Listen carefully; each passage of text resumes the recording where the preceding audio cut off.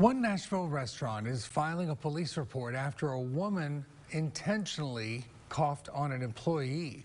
On Saturday, co-owner of the Mockingbird, Mikey Corona, says a woman refused to wear a mask, then intentionally coughed a few times on his manager.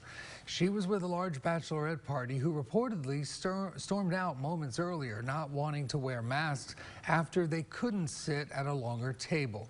Again, the Mockingbird has filed a police report and that employees want to pursue an assault charge. Corona says whatever it takes to protect workers and hold people, even tourists, accountable. It doesn't matter if it's a fake cough or a real cough. You're exuding your saliva onto somebody else during a pandemic at that. Yes, please come.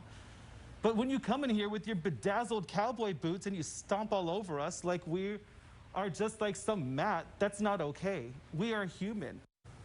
The manager who was coughed on cannot work until she receives results from a COVID test. The woman attending the party were reportedly visiting from Alabama.